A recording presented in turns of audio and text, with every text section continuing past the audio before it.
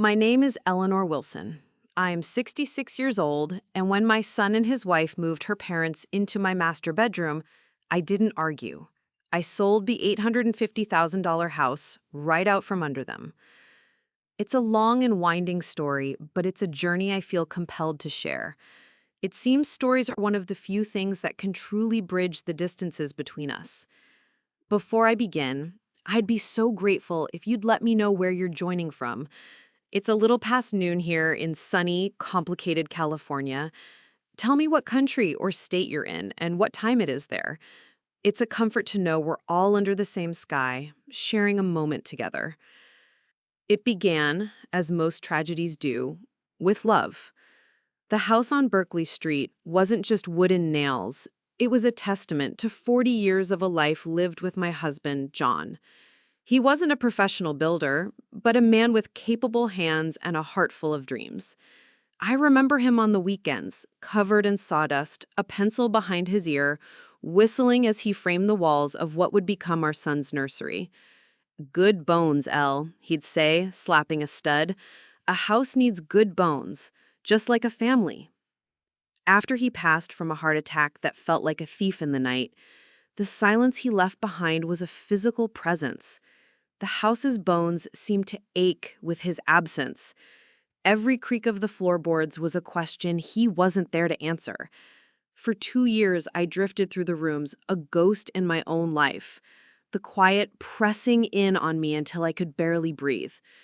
So when my son, Michael, and his wife, Vanessa, proposed moving in, it felt less like a choice and more like a lifeline. Michael, our only child, was trying to get his graphic design business off the ground. With my grandson, 7-year-old Noah, and the astronomical cost of living in the Bay Area, they were stretched thin. "It's a win-win, Mom," he had urged during one of our Sunday dinners, the first one that felt almost cheerful since the funeral. His hand, so much like his father's, covered mine on the familiar oak dining table. "We can help with the mortgage, the upkeep. You won't be rattling around in this big place all by yourself. And the biggest plus? You'll have your best buddy here every single day." He'd winked at Noah, who beamed at me with a milk mustache. Vanessa had chimed in, her smile bright and polished. "Honestly, Eleanor, we're worried about you. This house is a huge responsibility. We can take that burden off your shoulders." The thought of Noah's little sneakers thundering down the hallway, of his drawings on the refrigerator, was a siren song I couldn't resist. It was a chance to feel like a mother again, a grandmother, a part of a living, breathing family. The decision was easy. I welcomed Em with an open, hopeful heart. The first year was a lesson in subtle erosions. The vibrant, noisy home I had longed for often felt like a hostile takeover of my own quiet rhythms. My kitchen, once my undisputed domain, became Vanessa's first project. She had a passion for a stark, minimalist aesthetic, which was the polar opposite of my warm, slightly cluttered style. "We need to declutter, Eleanor," she announced one Saturday, armed with a label maker and a box of trash bags. My collection of colorful ceramic mugs, gathered from travels with John, were deemed mismatched and relegated to a box in the garage. My perfectly seasoned heavy cast iron skillet, a wedding gift from my mother, was banished to a lower cupboard, replaced by a sleek, sterile set of nonstick pans. "Carcinogens, Eleanor," she explained with an air of patient authority. "All that scraped up Teflon from old pans is terribly unhealthy." She never asked, she informed. My cooking became another frontier in this Cold War. The rich, slow-cooked pot roast that Michael had loved his entire life was now a heart attack on a plate. The buttery mashed potatoes were empty calories. Vanessa's diet consisted of things that were green, raw, or fermented. She'd watch me salt a pot of boiling water with a look of pained disapproval. To keep the peace, I started trying to cook her way, but my kale was always too limp, my quinoa too bland. Eventually, I just started making 2 separate meals, a silent testament to the divide in our home. The financial arrangement dissolved even more quickly. The talk of splitting bills became a distant memory. I'd find a utility bill stamped with a red past due notice tucked under a magazine on the couch potato. To avoid the stress and protect the credit score John and I had so carefully built, I'd pay it quietly from my own account. Michael's freelance income was a roller coaster, and I knew his business was more of a struggle than he let on. There was always a new expense. Orthodontist bills for Noah, an unexpected car repair, or a can't-miss workshop for Michael's career that required a hefty entrance fee. "We'll get you back on the first, Mom, I swear," he would say, his eyes avoiding mine. But the first of the month would arrive, and the subject would be deftly avoided. His salary, I knew, was barely enough to cover their personal expenses and the lease on his fancy car, a purchase Vanessa had insisted was essential for his professional image. I told myself it was fine. John had left a comfortable inheritance, a safety net meant for this very purpose, to protect our family.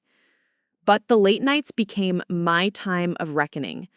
I'd sit at John's old desk, the scent of his pipe tobacco still faintly lingering in the wood, and stare at my banking app. The numbers didn't lie. My savings were draining at an alarming rate. That's when the secret, shameful Google searches began. Financial boundaries with adult children. What constitutes elder financial abuse? My son and his wife are living off me. I'd read the articles, my face burning, a toxic cocktail of anger and self-blame churning in my gut. Then I would meticulously delete my search history as if erasing the evidence could erase the problem itself. My only outlet was Brenda, my friend of 40 years. "She's treating you like the hired help," Brenda said bluntly over coffee one afternoon. "You canceled on our museum trip last week because Vanessa decided at the last minute she needed a mental health day, and you had to watch Noah. Was there a thank you? Acknowledgement?" "She's under a lot of pressure," I mumbled, defending her out of habit. Brenda snorted. "We're all under pressure. It's called life. That doesn't give her the right to treat you like an inconvenience in your own home. John would be spinning in his grave, Elle."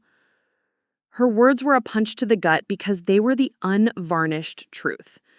I went home that day resolved to speak to Michael, to try and reclaim some small piece of ground.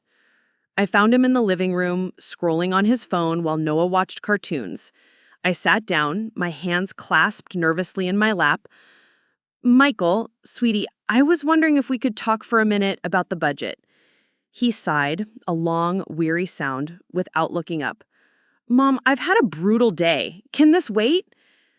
"It's just that the property tax bill is due, and it's a significant amount this year. I thought we could figure out how to handle it together." He finally looked at me, and his expression wasn't apologetic, it was irritated. "Look, can you just cover it for now, please? Things are just really tight, you know that." He immediately looked back down at his phone. The conversation was over. I was dismissed. I sat there for a full minute, feeling utterly invisible. The foundation of our family felt like it was crumbling to dust beneath my feet. The final straw, when it came, wasn't a loud dramatic event. It was a quiet, clinical execution delivered on a Tuesday afternoon. I was in the kitchen, humming along to an old song on the radio and wiping down the granite countertops that John had been so proud of, when Vanessa entered. She didn't look at me, her attention absorbed by the screen of her phone. "Oh, by the way," she said, her tone as casual as if she were announcing she was ordering takeout, "my parents are flying in from Florida on Friday. Their lease is up and they're looking for a new place out here. They'll be staying with us for a while." I stopped wiping, the damp cloth suddenly cold in my hand. "Oh, that's a surprise. The guest room is quite small for two people, especially for a long stay. Where were you thinking they'd sleep?" She finally lifted her head, and her eyes held a glint of something I could only describe as triumph. There was a tiny, knowing smirk on her lips. "They won't be in the guest room. They'll be in your room. It's the master suite. It has the ensuite bathroom, the walk-in closet. It's the only thing that makes sense. We'll get your things moved into the guest room tomorrow." The air thickened. I felt like I was underwater. It was not a proposal. It was not a discussion. It was a royal decree. My room. The sanctuary I had shared with my husband for 4 decades. The room where his clothes still hung in the back of the closet, where his favorite reading chair still sat by the window. The room where, for 2 years, I had grieved and slowly, painstakingly begun to heal. My room? I managed to stammer, feeling a hot flush of humiliation creep up my neck. Yeah, it's just temporary. They're getting older. They need the comfort and the space. The implication was clear, and you don't. I opened my mouth, 100 protests screaming in my mind. This is my house. This was my husband's room. You have no right. But years of conditioning, of swallowing my own needs for the sake of a fragile peace, had stolen my voice. I had conceded so many small territories, the kitchen, my finances, my time, that I no longer knew how to defend the heart of my own kingdom. I stood there, mute and shaking, as she breezed out of the kitchen, leaving her words hanging in the air like poison gas. The eviction happened that Saturday. I had forced myself to go to my weekly grocery shopping, the routine a small anchor in a churning sea of dread. When I returned, my arms laden with bags filled with food I would pay for to feed the incoming occupants, I was met with the sight of Michael and Vanessa's father, a man I'd met only twice at my son's wedding, carrying my favorite reading lamp out of my bedroom. Just stick it in the corner of the guest room, Vanessa was directing from the hallway, her voice sharp. Honestly, it's so dated. We'll probably get rid of it. The grocery bags slipped from my grasp. A carton of eggs shattered on the hardwood floor, the yolks spreading like a sickly yellow wound. No one flinched. No one offered to help. I stepped over the mess and walked, as if in a trance, down the hallway. My bedroom door was wide open. 2 large, garish floral suitcases were splayed on my bed. Vanessa's mother was humming as she hung her brightly colored polyester pantsuits in John's side of the closet. I felt a profound dislocation, as if I was watching a scene from a nightmare. I turned and walked to the guest room, my new assigned quarters. It wasn't a move. It was an amputation. My life had been hastily and carelessly shoved into this small, stuffy space. My cherished books were jammed onto the single bookshelf, their spines bent and damaged. My clothes were draped over the armchair. And there on the small nightstand, amidst a tangle of charging cords and discarded magazines, lay the silver frame holding my wedding photograph. I picked it up. A sharp, ugly crack ran diagonally across the glass, splitting our happy, youthful faces in 2. It sliced right across John's smile. That was it. The snap. Something deep inside me, a cord of hope and patience that had been stretched to its limit for years, finally broke. I didn't scream. I didn't cry. The torrent of emotion was so overwhelming it became a strange, glacial calm. It was over. This was not a home. It was a territory I had lost. I found Michael in the garage, nervously sorting through a box of old tools. I held up the broken frame. My voice, when it came out, was preternaturally quiet. What happened to this, Michael? He wouldn't look at it. He wouldn't look at me. Mom, I'm sorry. It must have gotten bumped when we were moving your things. It was an accident. Vanessa feels terrible about it. An accident, I repeated, the words hollow and dead. You allow her to displace me from the room I shared with your father?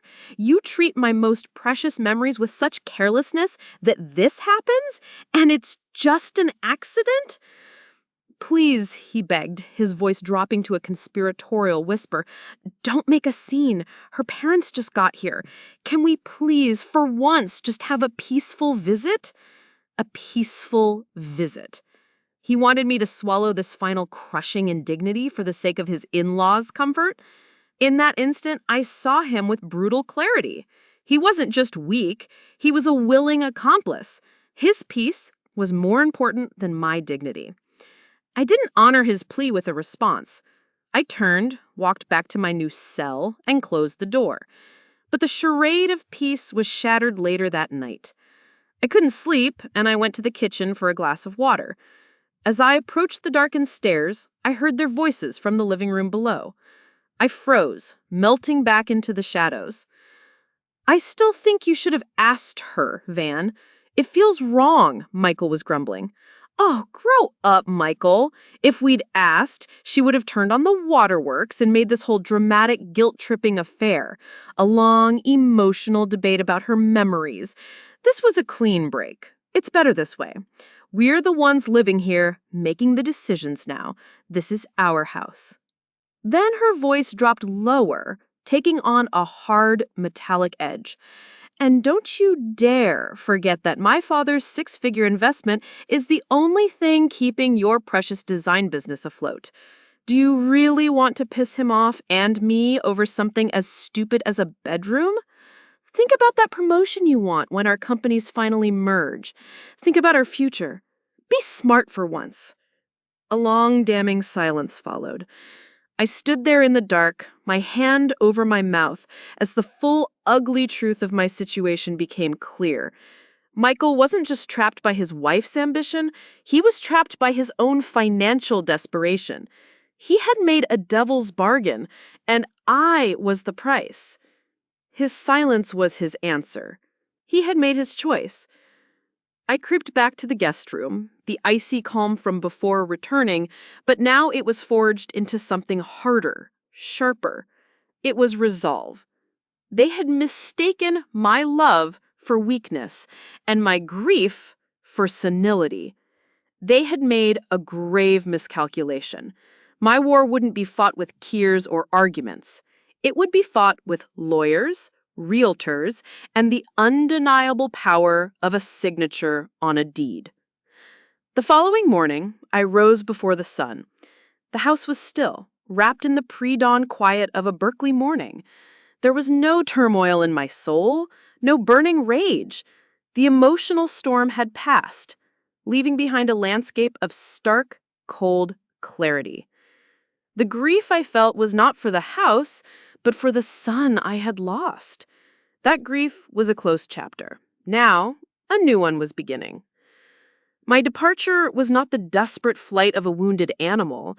It was the calculated, methodical withdrawal of a general from a compromised position. I pulled the old, sturdy suitcase from the top of the guest room closet. I didn't pack randomly. I packed with intent. I chose a week's worth of my most versatile, professional-looking clothes. I packed my toiletries, my checkbook, my laptop, and its charger. Then I began to assemble my portfolio. With the cold precision of a crime scene investigator, I used my phone to document everything. I took a high-resolution photograph of the cracked picture frame, capturing the light glinting off the jagged glass. I took wide shots of my possessions piled haphazardly in the cramped guest room. I photographed the overflowing closets in the master suite, now filled with the garish polyester clothing of my replacements. Then I went to the small office off the living room. From the filing cabinet, I retrieved the thick accordion-style folder, meticulously labeled Household Finances.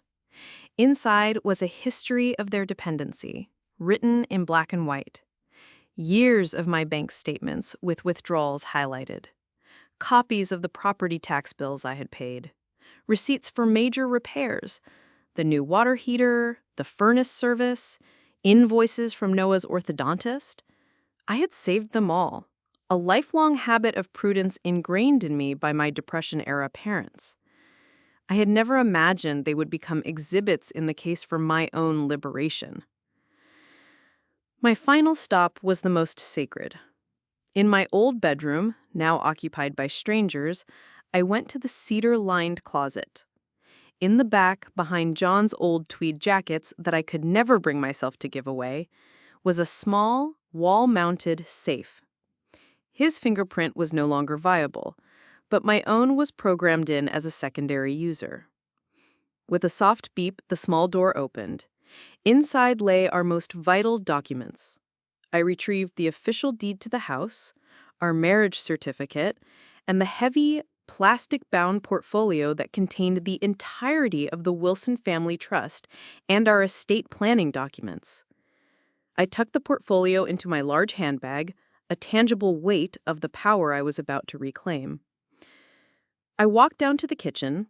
The house was beginning to stir. I could hear the television murmur in my former bedroom.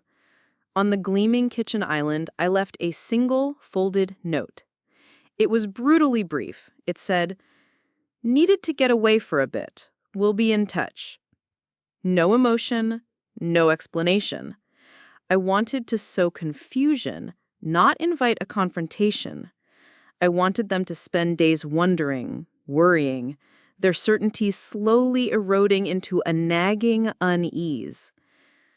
As I walked out the front door, the same one John had painted a cheerful, welcome red 30 years ago, I did not allow myself a single backward glance.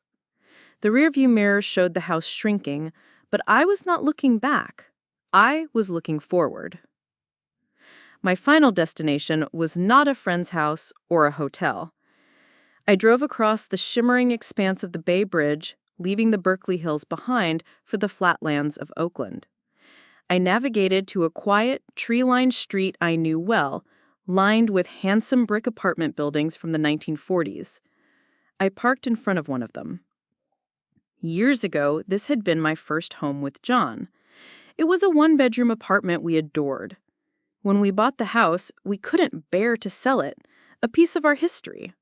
We'd rented it out for decades. By a stroke of luck, the last tenant had moved out 6 months prior, and in the chaos of my life, I had neglected to find a new one. It was a forgotten asset, waiting. Now, it was my fortress of solitude, my base of operations. I unlocked the door, and the air that hit me was stale with disuse. A fine layer of city dust coated every surface. But as I stood in the middle of the empty living room, the morning sun streaming through the large, unadorned windows, I felt a profound sense of peace. This space was mine, uncomplicated, undefiled, unclaimed. The first thing I did was stride through the apartment and throw open every single window, inviting the fresh, cool Bay Area breeze to sweep away the years of neglect.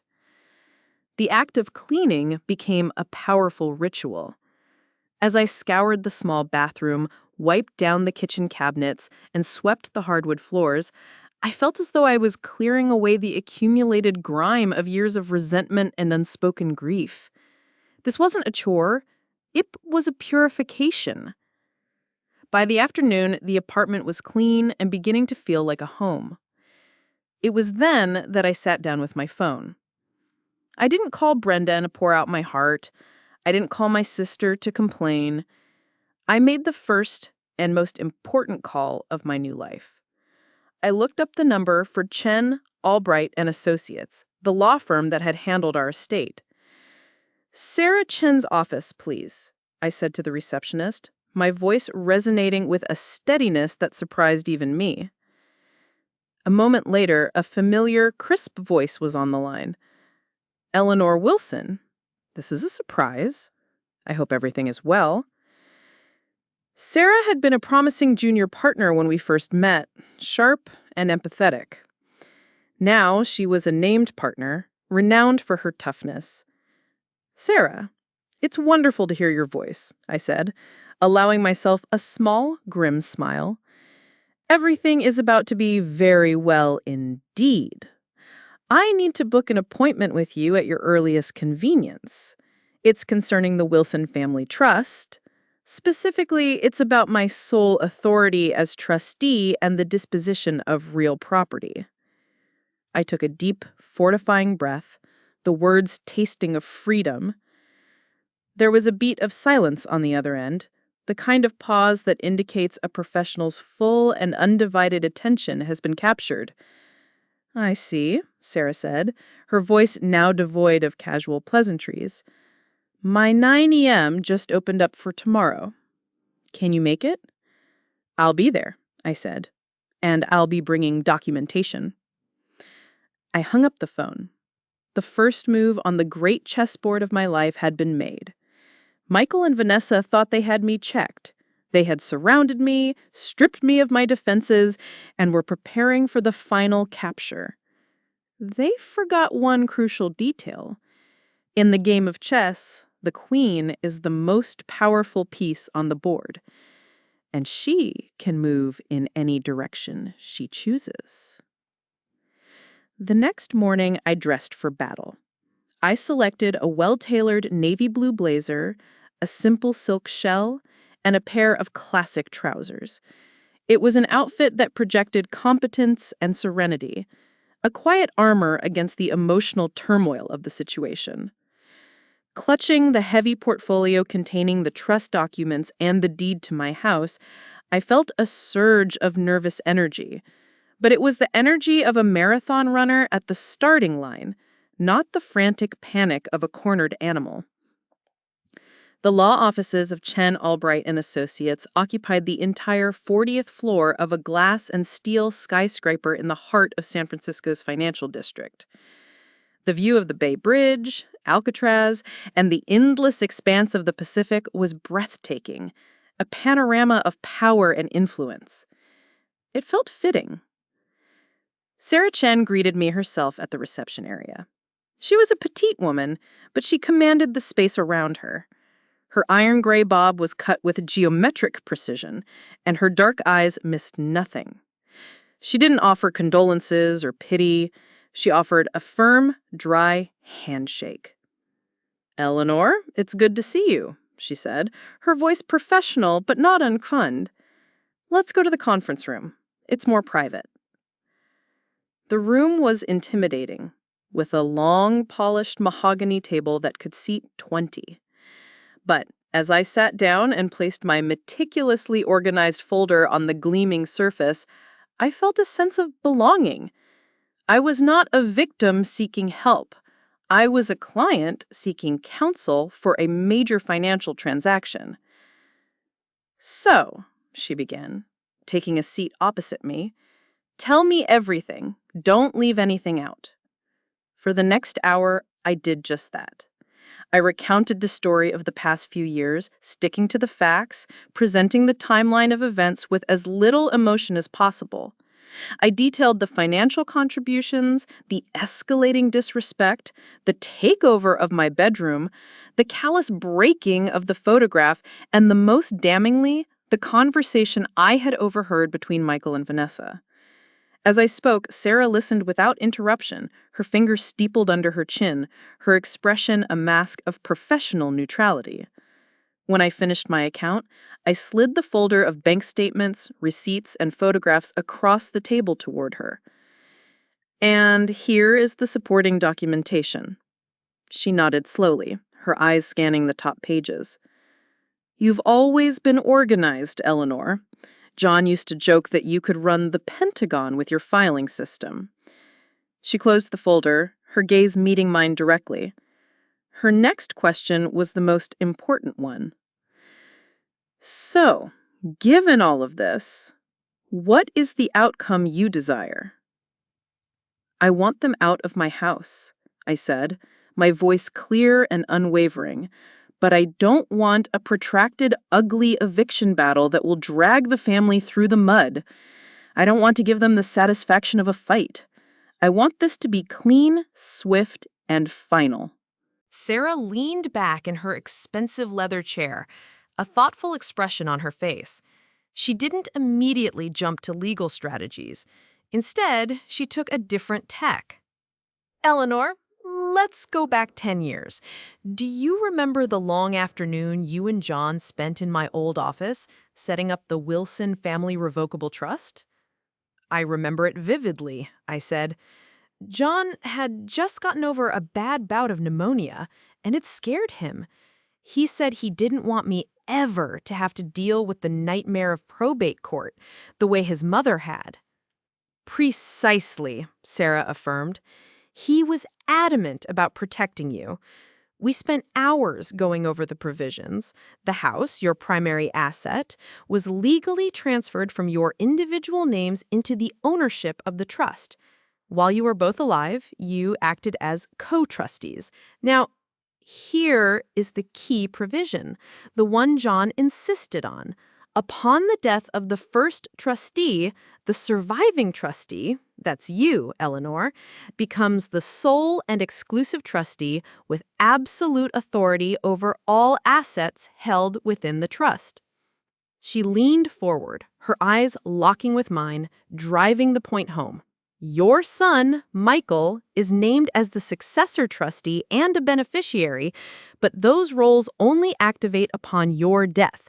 While you are alive and of sound mind, he has zero administrative power. Zero. His permission, his consent, his signature, none of it is required for you to manage, lease, mortgage, or sell any asset in the trust.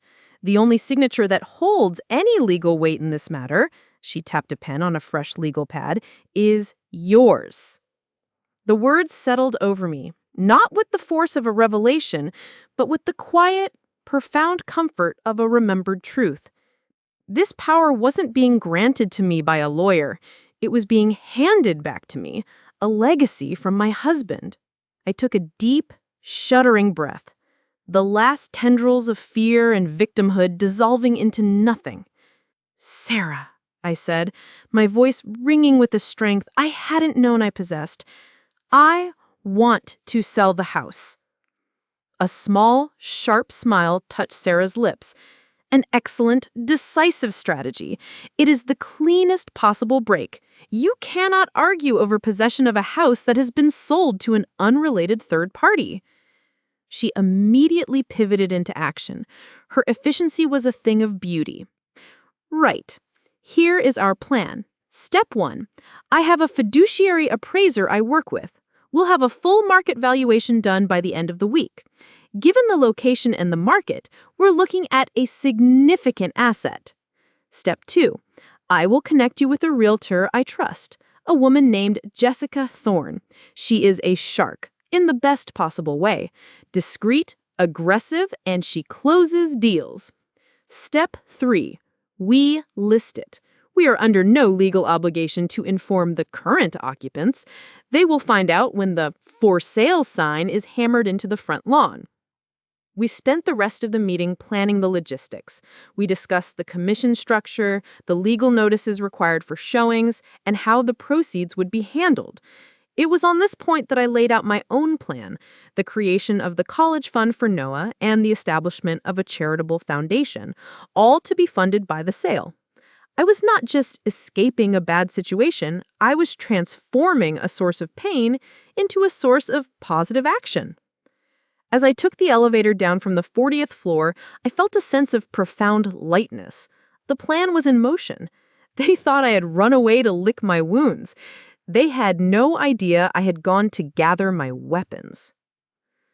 The first week of my absence played out exactly as I had envisioned.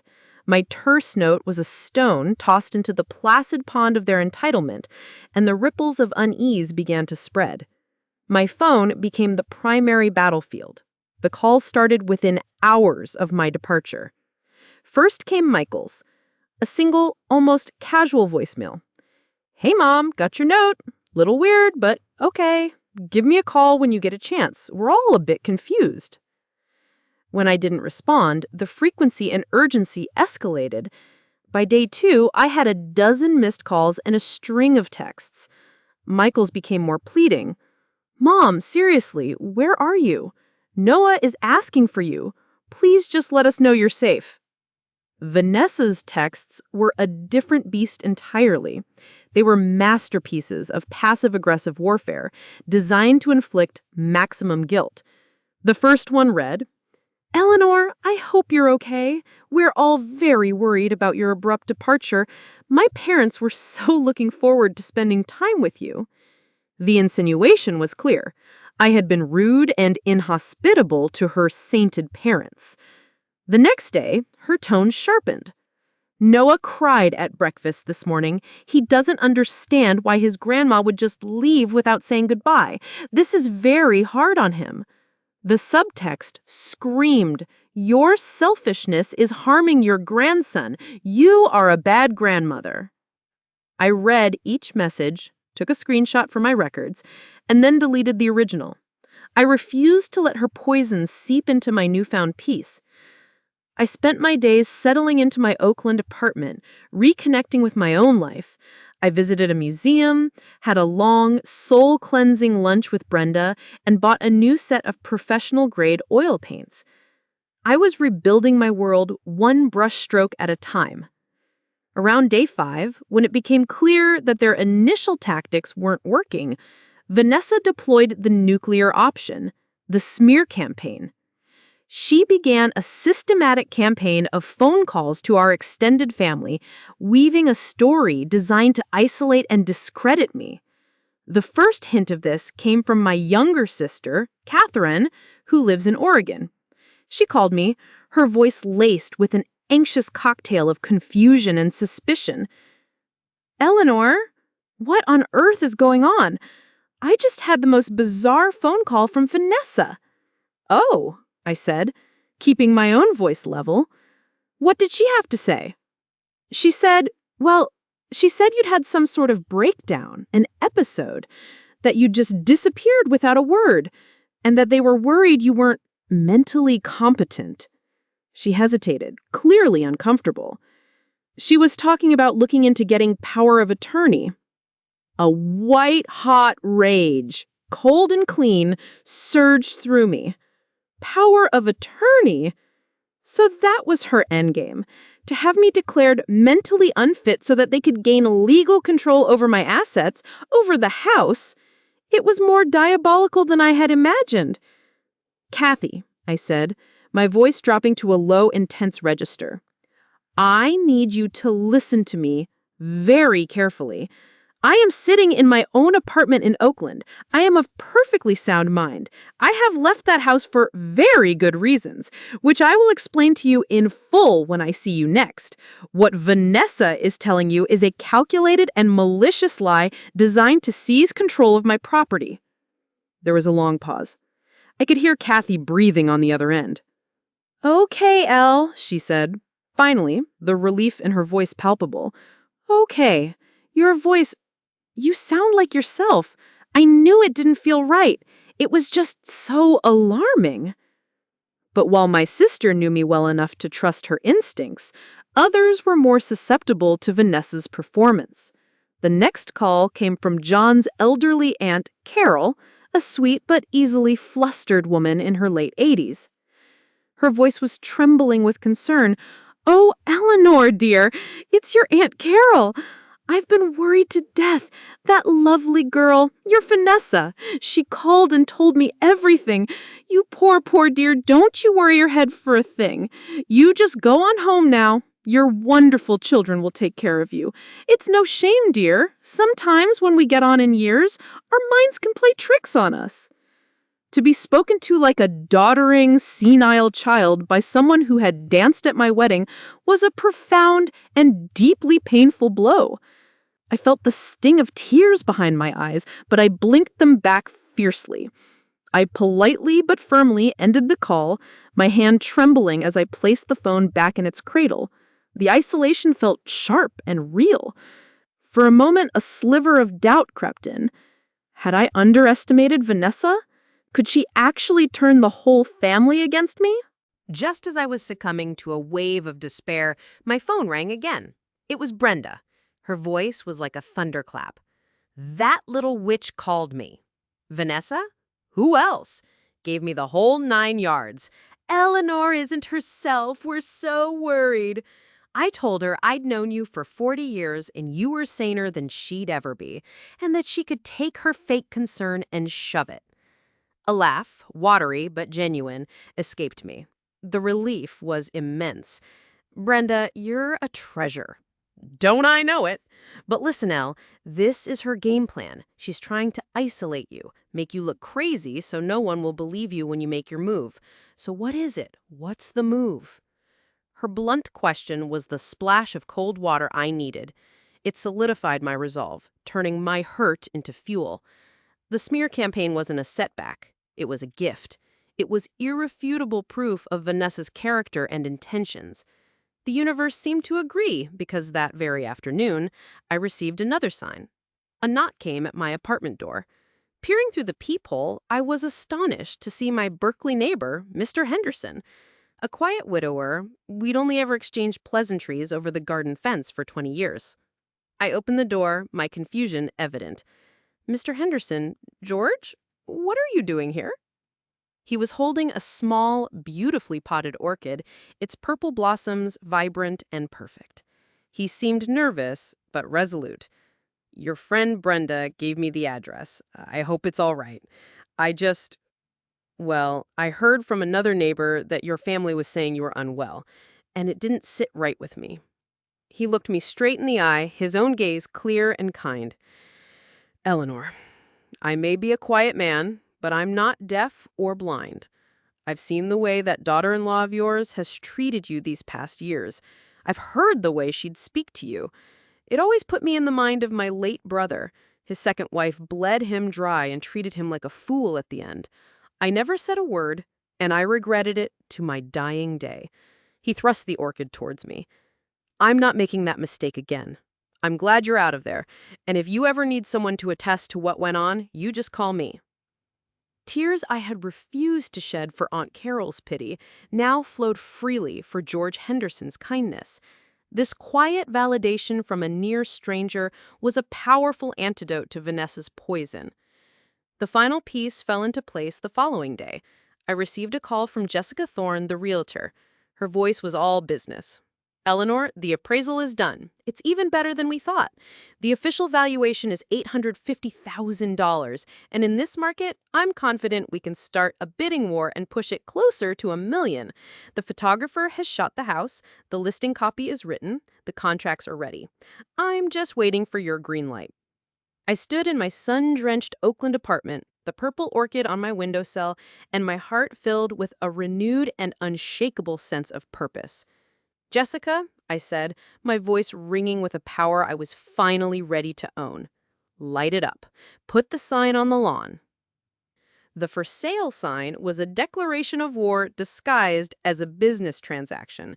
It was a bold, authoritative crimson, the color of power and stop signs. Jessica's realty group name was emblazoned across it in stark white letters. Her team hammered it into the center of the manicured front lawn, a lawn I had paid a gardener to maintain for years. I didn't have to witness it myself. Jessica sent a crisp, clear photo to my phone the moment it was done. I saved the image, titling it The Beginning. The sight of that sign standing as a defiant sentinel in front of the house that had become my prison filled me with a profound, almost giddy sense of satisfaction. The first shot had been fired. The ensuing explosion was everything I had anticipated. Michael, I learned later from a still fuming Aunt Carol who had received a frantic call from him, was on his way to his car, travel mug of coffee in hand, when he saw the realty truck pull away from the curb. He froze, staring at the sign as if it were a venomous snake that had suddenly materialized on his path. His mug slipped from his nerveless fingers and shattered on the concrete driveway, a small, prophetic act of destruction. His voicemail left seconds later was a symphony of sputtering disbelief. Mom, what the hell is this? There's a for sale sign on our lawn. Our lawn! Call me back right now. This is some kind of sick joke. It has to be a mistake. Vanessa's voicemail, which followed minutes later, contained no such confusion. It was a low, guttural roar of pure rage. Eleanor, I don't know what kind of pathetic, vindictive game you think you're playing, but you are going to call this off right now. You have no idea who you're dealing with. You do not have the right to do this. Call me. I mean it. Now. I listened to both messages, a grim smile on my face. I forwarded the audio files to Sarah with a simple note, for our records. The true chaos, however, began when the listing officially went live on Zillow, Redfin, and the MLS. Suddenly, my house, their sanctuary, their castle, was exposed to the world. The online listing was a work of art. Jessica's team had used a photographer who specialized in making homes look like architectural digest spreads. The photos were bright, airy and beautiful. They had even digitally erased some of Vanessa's more questionable modern furniture and staged the rooms with elegant, neutral pieces. The listing description, written by Jessica, was poetry. It spoke of a lovingly maintained Berkeley craftsman steeped in history, awaiting its next chapter, and praised the verdant, peaceful backyard perfect for family gatherings. The hypocrisy was so thick you could taste it. Then, as Sarah had predicted, the digital floodgates opened. The showing requests began to pour into Jessica's office. This is where Sarah's legal guidance was key. We followed the letter of the law for tenant notification. Jessica's assistant sent a series of cold, formal text messages to both Michael and Vanessa's phones. Per CA Civil Code 1954, this serves as a 24-hour written notice of intent to show the property at 123 Berkeley Street. A showing has been scheduled for Saturday between 1 p.m. and 3 p.m. Please ensure the property is accessible to the showing agent. They were being systematically stripped of their control. Their home was no longer a private fortress, but a public commodity, and they were being informed of intrusions into their space via brusque, legalistic text messages. The same disregard for privacy they had shown me was now being visited upon them, professionally and legally. I knew I had to be there for that first open house. It wasn't about gloating. It was about bearing witness to the dismantling of their illegitimate regime. It was about being present for the final act. I called Sarah. "It could be volatile," she warned. "I know. That's why I want you there with me." "I'll clear my schedule," she said without hesitation. On Saturday, I dressed with care of an actress preparing for a pivotal scene. I wore a simple but elegant cream-colored linen dress and comfortable but stylish sandals. I wanted to look like a serene, moneyed homeowner, not a vengeful matriarch. Sarah, my ever-professional shield, was impeccable in a gray pantsuit. We parked a block away and walked towards the house. The sight of a steady stream of people, young families, hopeful couples, established professionals, walking up my driveway was jarring and deeply validating. The house was desirable. It had a life and a value completely independent of the drama contained within its walls. I entered, and I was immediately hit by a tsunami of memories. Noah's first steps in the living room, John and I dancing in the kitchen on our 25th anniversary. But the memories no longer had the power to wound me. They were photos in an album I was now choosing to close. The house was alive with the buzz of possibility, the murmur of strangers imagining their own futures there. And then I saw them. Michael and Vanessa were huddled in the dining room, cornered like feral animals in a cage. Their in-laws, I noted with some satisfaction, were nowhere in sight. They had clearly been ordered to make themselves scarce. Vanessa's arms were crossed tightly, her face a thundercloud of resentment. Michael just looked green, as if he were about to be physically ill. He was staring at the happy, chattering crowds with a look of pure horror. They hadn't seen me yet. I stood with Sarah near the grand staircase, taking it all in. I watched a young man and woman, clearly expecting their first child, measure a wall in the living room, their faces alight with plans. "The crib could go right here," the woman said, her hand on her belly. Life was already moving in to fill the vacuum. The house was eager for a new story, a happy one. It was Michael who spotted me first.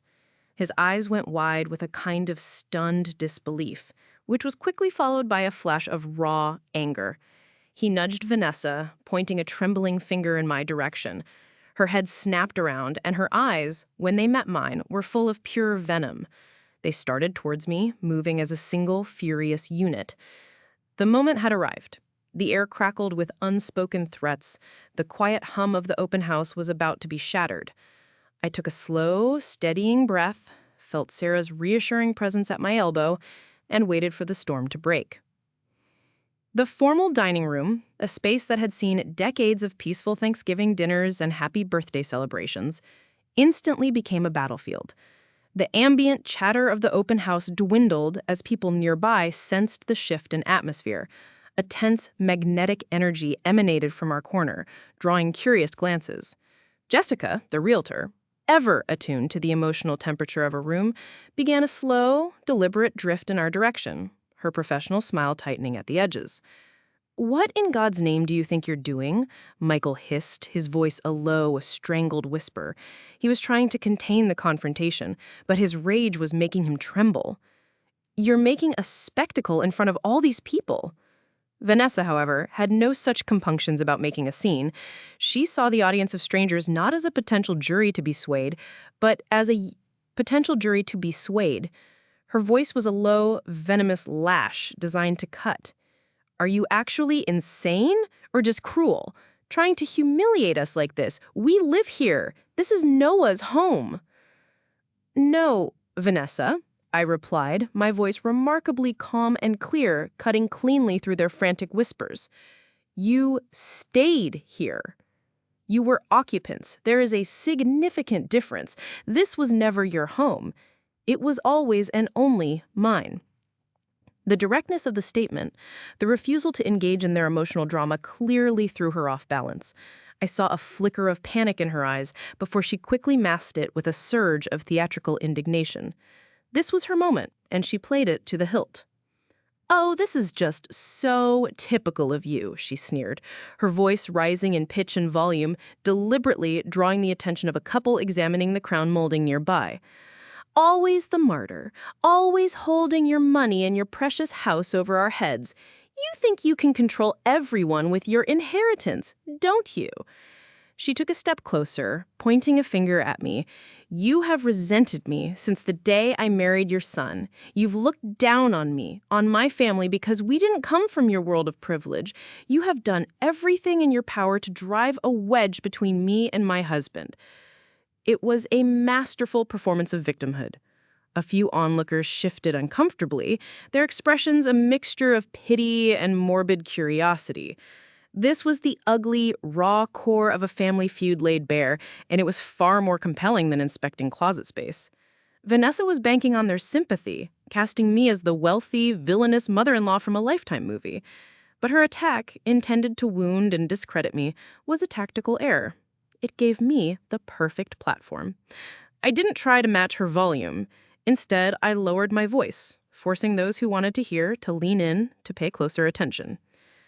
"You are right about one thing, Vanessa," I said softly, and the unexpected quietness was a showstopper.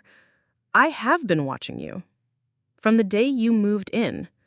I watched you sneer at the meals I cooked. I watched you declutter my memories and call them junk. I watched you treat me, in my own home, as a combination of an unpaid nanny and an unquestioning bank teller. I watched you teach my son that it was acceptable to stand by silently while his mother was systematically disrespected. And I watched you, just 2 weeks ago, inform me that I would be vacating my own bedroom to make way for your parents." I brought my eyes back to hers, my gaze level and unpitying. "So you see, I don't look down on you because of where you come from. I have no respect for you because of who you have shown yourself to be." The color drained from her face. Her performance had been met with not an emotional rebuttal, but a cold, factual indictment of her character. She opened her mouth, but for the first time, no words came out. I then turned my full attention to Michael, who looked as though he wanted to evaporate. And as for my right to do this, I said, my voice hardening slightly, "You both are operating under a massive misunderstanding. This house, this property, it actually doesn't belong to me." That got their attention. A wild, desperate hope flashed in Vanessa's eyes. Michael just looked utterly confused. What are you talking about?" This was the cue. Sarah, my lawyer, stepped forward. She was the very picture of calm, corporate authority. Her voice was flat, professional, and carried the undeniable weight of legal fact.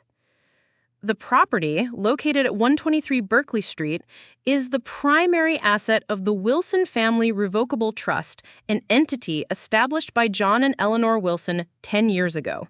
Following the death of Mr. John Wilson, per the explicit terms of the trust, Mrs. Eleanor Wilson became the sole surviving trustee. As the sole trustee, Mrs. Wilson possesses the exclusive and absolute legal authority to manage, administer, and dispose of all assets held within said trust. Your consent," she looked from Michael to Vanessa, "is not legally required, nor is it relevant. We have a certified copy of the trust documents here, should your legal counsel wish to review them. She patted the sleek leather briefcase at her side. It was a checkmate delivered not with a yell, but with the cold, hard language of the law. Vanessa stared at me, her mouth hanging slightly. The fury, the indignation, the victimhood, it all melted away, replaced by the blank, sickening horror of absolute defeat. She had built her entire strategy on the belief that I was emotionally weak and legally ignorant. She had never conceived of a world in which I held all the cards, a hand dealt to me by my loving, far-sighted husband a decade ago.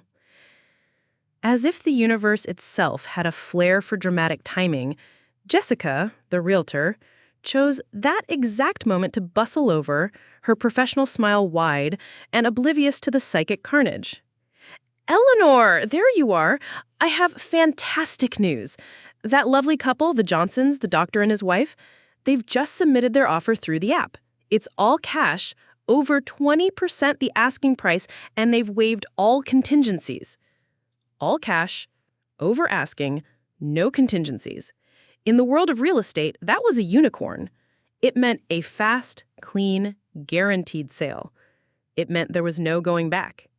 It meant it was utterly and completely over. Vanessa made a small, choking sound. She looked at Michael, whose face was ashen. She looked at the happy, chattering buyers, now her sworn enemies. She looked at me, the quiet, smiling woman who had just surgically dismantled her entire life. Her carefully constructed world hadn't just been cracked, it had been atomized in front of a live studio audience, and there was absolutely nothing she could do about it. The aftermath of the open house was a swift, brutal current of legal and logistical activity that swept away the last vestiges of their control. The Johnsons' all-cash, contingency-free offer was a godsend. We accepted immediately. The closing was scheduled for a mere 21 days later. The official 30-day notice to vacate, which Sarah had already prepared, was delivered to them by a registered process server the following Monday. The ticking clock of their departure was now deafening. Their tactics shifted from fury to a kind of pathetic, desperate pleading. The threatening voicemails ceased. In their place came long, rambling emails filled with belated apologies and transparent promises of reform. "We can change, Mom. We see her mistakes now. We'll pay rent. We'll do all the chores. Just please call off the sale." I forwarded each one to Sarah and then moved them to a folder I labeled, "Too Little, Too Late." They tried to send emissaries. Aunt Carol called again, this time to tell me I was being unchristian and tearing the family apart. I politely told her that my relationship with God was my own business and that the family had been torn long before I hammered a sign into the lawn. But the final, most difficult test, the one I had been dreading, came on a Tuesday evening, about a week before they were required to be out of the house. The doorbell of my Oakland apartment rang, a sharp, insistent sound that jolted me from the quiet pleasure of reading a book. Peering through the peephole, I felt my heart plummet into my stomach. It was Michael, and he was holding Noah's small hand. It was a declaration of emotional nuclear war, to use my precious innocent grandson as a human shield, as the final pawn in their lost game, was a new low even for them. My first self-protective instinct was to not answer, to pretend I wasn't home. But then I looked at Noah's little face tilted up towards the door, his expression one of pure, hopeful anticipation. I couldn't do that to him. I couldn't let him believe his grandmother would refuse to see him. Taking a deep, fortifying breath, I unlocked and opened the door. "Grandma!" Noah's joyous cry was a knife in my heart. He dropped his father's hand, ran inside, and threw his arms around my legs, hugging me with all his might. I sank to my knees to hold him properly, burying my face in his soft, clean-smelling hair. The pain of my love for him was a physical ache in my chest. This, right here, was the true price of my freedom. "Hello, my sweet boy," I murmured into his hair. "Oh, I have missed you so." I looked up at Michael. He stood in the doorway, a ghost of the son I had raised. His shoulders were slumped in defeat, his eyes were red-rimmed and puffy, and he looked like he hadn't slept in a week. "Mom," he said, his voice husky with unshed tears, "please, can we just talk? 5 minutes. That's all I ask." I led them inside. I set Noah up on my small sofa with a glass of apple juice and a new coloring book I had bought for his visits, a hopeful purchase that now felt terribly fraught. Michael followed me into the galley kitchen, a space so small we were forced into an uncomfortable proximity. "This is destroying him, Mom," he began, his voice a ragged whisper. "He doesn't understand. He doesn't know why he has to leave his bedroom, his backyard, his school. He cries every night asking for you, asking why his home is being taken away." I gripped the edge of the Formica countertop, my knuckles turning white. I forced my voice to remain steady. "And whose fault is that, Michael? Have you told him the truth? Have you explained to him that it's because his father stood by and did nothing while his mother was treated like an unwanted guest? Have you told him that his parents decided to throw your own mother out of her room, the room her husband died in?" "It wasn't like that," he started, the familiar, weak refrain. "Stop." I cut him off, my voice sharp and low. "Stop lying. Not to me and not to yourself. It was exactly like that. I know about your failing business, Michael. I know the money you took from Vanessa's father. I know that you were so terrified of your little empire collapsing that you sold me, your own mother, to appease them." He physically flinched, all the bluster and anger draining out of him, leaving only a hollowed-out man. "I was trapped," he whispered, his eyes pleading for absolution I could not give. "You could have acted with integrity," I said, the words stark and unforgiving in the small space. "You could have been a man. You could have drawn a line in the sand and told your wife that some things are not for sale, and a mother's dignity is one of them. You had a choice, many choices, and at every turn, you chose the path of least resistance. You chose your wife's demands and your own fear. So do not you dare come here now and lay the consequences of those choices at my feet, or at the feet of your innocent son." His face crumpled, and silent tears began to track down his cheeks. "Please, Mom, I'm begging you. We'll do anything. We'll move back into the small rooms. We'll pay you rent every month. I'll get a second job, whatever it takes. Just call off the sale. Don't do this to us. Don't break up our family." "The family was already broken, Michael. You and Vanessa broke it long ago. I'm just cleaning up the pieces." Just then, Noah, bored with his coloring book, padded into the kitchen. He held up a crayon. "Grandma, can you help me draw a dinosaur? A T-Rex?" My heart felt like it was being squeezed in a vise. Here it was, the final test. My beautiful, innocent grandson asking for something so simple, so normal. I could say yes. I could call Sarah, call Jessica, call the whole thing off. I could go back to the big house, to the disrespect and the misery, and none of this would have to happen. The temptation to spare him this pain was a physical force pulling at me. But then I looked over his head at my weeping, broken son, and I knew with chilling certainty that going back would solve nothing. It would only reinforce the toxic dynamic and teach Noah that the women in his life exist to absorb the pain and poor choices of men. I knelt down, bringing myself to eye level with my grandson. I cupped his small, soft face in my hands. My voice was thick with tears I was desperately holding back. "Noah, my sweet, sweet boy," I said, my words careful and deliberate. "You know that Grandma loves you more than all the stars in the sky, right?" He nodded solemnly, his big brown eyes searching mine for answers he could possibly comprehend. "Grandma needs to live here now, Grandma.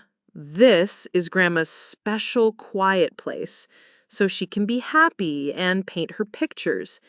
It's like how you have your own room for your Legos and your dinosaurs. This is my room now, and you are going to get a wonderful new room in a new house, and it will be a brand new adventure for you." His lower lip began to tremble. "But I want my old room. I want you in the big house." "I know, honey, I know." I pulled him into a fierce, tight hug, trying to pour all my love and reassurance into that one embrace. "But our Saturdays will never change. We will always go to the park. We will always get ice cream. I will always be your grandma. That is a promise." I stood up and looked at Michael. My expression was one of absolute, unshakable finality. He saw it. He knew he had played his last card, and it was not enough. Wordlessly, he took Noah's hand. He didn't even say goodbye. He just turned and led his son out of my apartment, out of my new life. I closed and locked the door behind them, leaning my forehead against the cool wood, my body finally racked with the silent, gut-wrenching sobs I had held back for so long. It was the hardest, most painful thing I had ever done. But as the storm of grief subsided, it was replaced by a profound and unassailable calm. I hadn't just sold a house, I had bought back my own life. And I knew, with every fiber of my being, that my freedom was worth the terrible price. The final week of their occupancy descended into a state of chaotic, undignified collapse. I had, as a final formal gesture, hired a professional moving company to handle the packing and transport of their belongings. The payment was handled through an escrow account Sarah had established, ensuring I wouldn't be stuck with the bill. It was a clean, businesslike arrangement.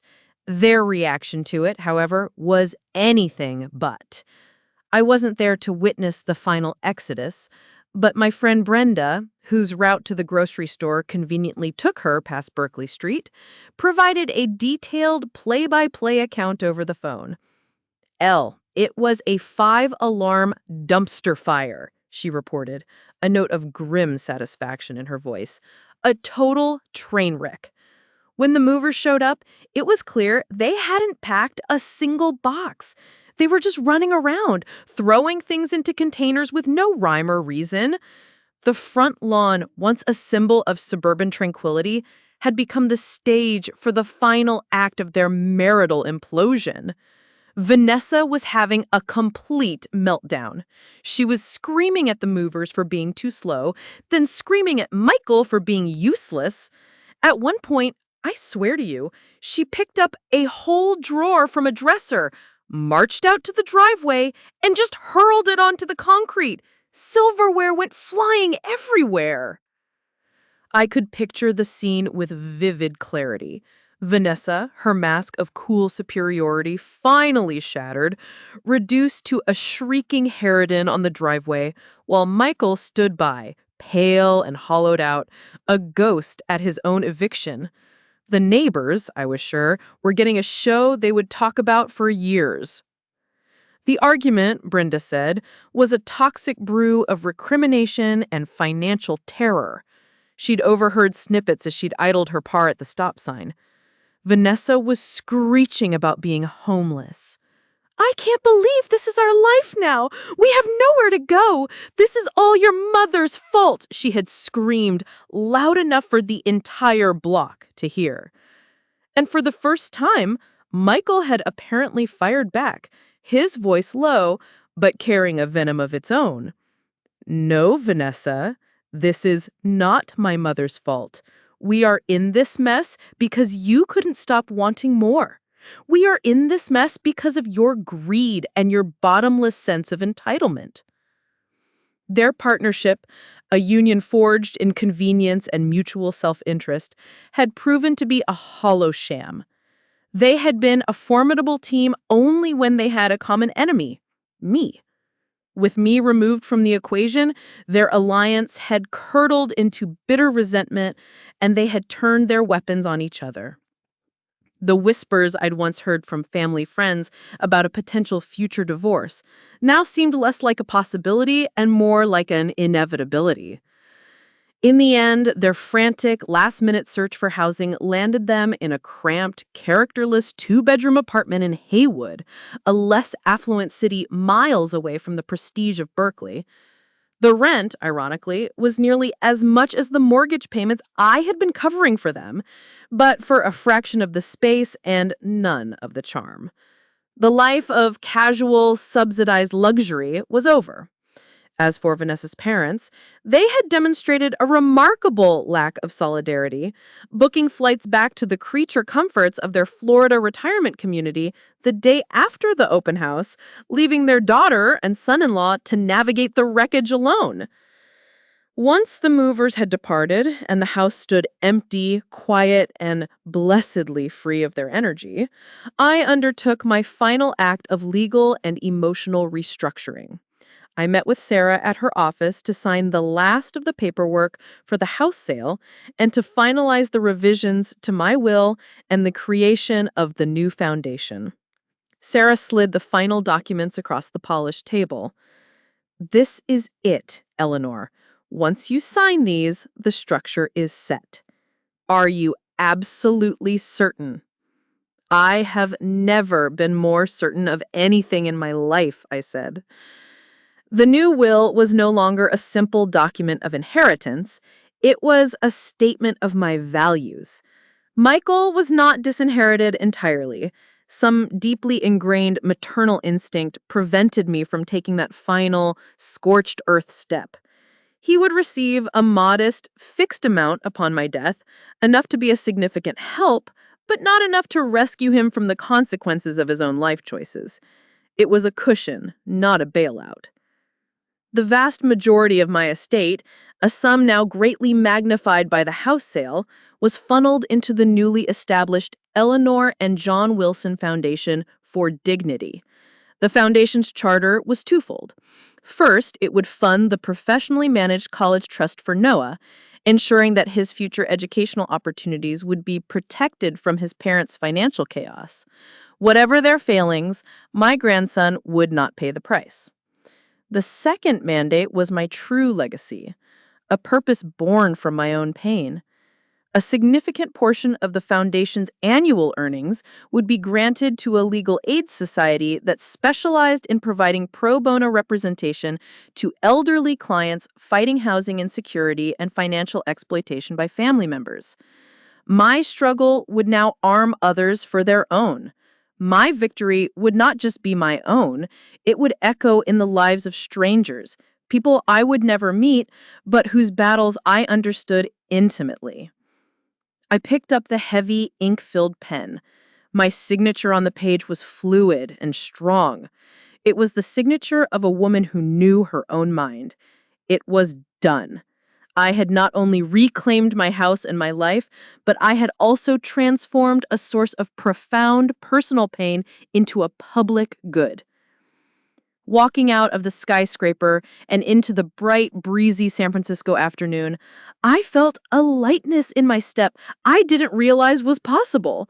The psychic weight of the Berkeley house, of the resentments and disappointments it contained, had finally been lifted from my shoulders. I was no longer defined by my roles as a widow, a mother, or a put-upon grandmother. I was Eleanor Wilson, a philanthropist, a survivor, the architect of my own hard-won peace. And that title was irrevocably, magnificently mine. A full year has passed since the sale of the house. It feels like a lifetime. The frantic chaos of that period has subsided, replaced by a quiet, joyful, and intentional rhythm. My little Oakland apartment, once a dusty, temporary fortress, has blossomed into a true home. It is filled with light, the scent of oil paints and brewing tea, and the soft strains of the classical music station I keep on all day. The walls, once bare, are now a testament to my reclaimed identity. They are covered in my own canvases, bold, vibrant landscapes of the California coast, impressionistic cityscapes, and sprawling abstracts that feel more honest and alive than anything I've painted in my life. It is not a conventionally flattering image. I painted myself without vanity, capturing every line etched by laughter and grief around my 67-year-old eyes, the stubborn silver threads that now dominate my hair, the complex mixture of sorrow and strength in my gaze. I am not smiling in the portrait, but my expression is one of profound, unshakable self-possession. My hands, spotted with age and flecked with paint, are resting in my lap, at ease. I titled it, simply, Homeowner.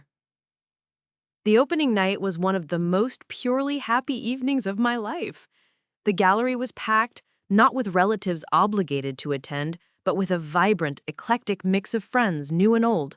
Brenda was there, of course, acting as my self-appointed publicist, a glass of champagne in hand, telling anyone who would listen that she had discovered me. David, my old colleague from the art center who had encouraged me to pick up a brush again, gave a toast that was so warm and generous it brought tears to my eyes. And there, in a corner, looking dapper in a sports coat, was my former neighbor, George Henderson. He shyly confessed he'd never been to an art gallery before, and then stunned me by purchasing one of my smaller paintings of the Golden Gate Bridge. "A little piece of home to remind me of my good neighbors," he said with a wink.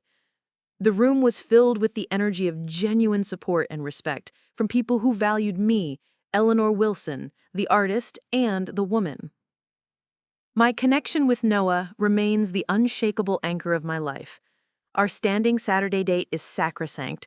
We explore the city together, the California Academy of Sciences, the Exploratorium, the ferry to Angel Island. Sometimes we just stay in my apartment, spreading newspapers on the floor and having what he calls a paint party.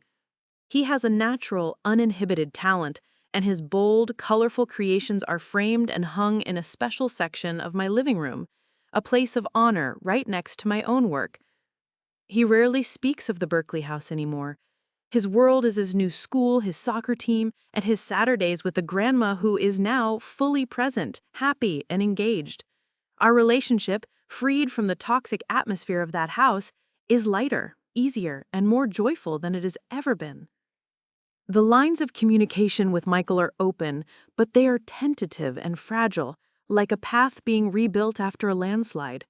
He and Vanessa are still married, a fact that surprises me. I hear through the family grapevine, a much more reliable source now that I've reestablished my own direct relationships, that their life is a constant struggle. Their smaller apartment feels suffocating, their finances are a source of perpetual conflict, and they are both working longer hours just to make ends meet. The easy life they took for granted is gone, replaced by the harsh realities they had so long avoided. Michael calls me about once a month. The conversations are stilted, focused on safe topics, the weather, Noah's latest soccer game, my art. The old dynamic of him asking and me giving is gone, and without it, we are like two strangers learning a new language. The old entitlement in his voice has been replaced by a weary, hesitant respect. He came to my art show. He came alone. He stood before my self-portrait for what felt like a very long time, his hands shoved in his pockets. He did not, and has not, offered a true soul-bearing apology. I've come to accept that he may simply not be capable of it. It would require a depth of self-reflection that he has spent his entire life avoiding. But as he was leaving that night, he paused by the door. He looked from me to the painting and back again. "It's really good, Mom. It's really you." From the son who had for so long refused to truly see me, it was a seismic admission. It was an acknowledgement. It was perhaps a beginning. Forgiveness, I am learning, is not a single event, but a long, rugged landscape one chooses to walk through. The path ahead for us is uncertain, but for the first time it feels like we are at least walking in the same direction, even if we are miles apart. There are still nights when I sit in my comfortable armchair, a cup of chamomile tea in my hands, and I think about the woman I used to be, the woman who measured her worth by her capacity for self-sacrifice, who believed that keeping a fragile peace was more important than protecting her own soul. I feel a great wave of compassion for her. I understand her choices. I understand her fear. But I am not her anymore. That woman's story is over. I have learned that love does not require self-immolation. Family does not require the forfeiture of your identity. A home is not a physical structure, but a state of being, a place where you are honored, respected, and safe. And if that safety is breached, you have not only the right but the responsibility to yourself to burn it down and build a new one, even if that new home is simply the quiet, unbreachable sanctuary of your own spirit. Selling the house was not my final chapter. It was my preface. It was the act that allowed me to begin the real story, my story. And for the first time in a very long time, I cannot wait to see what happens next.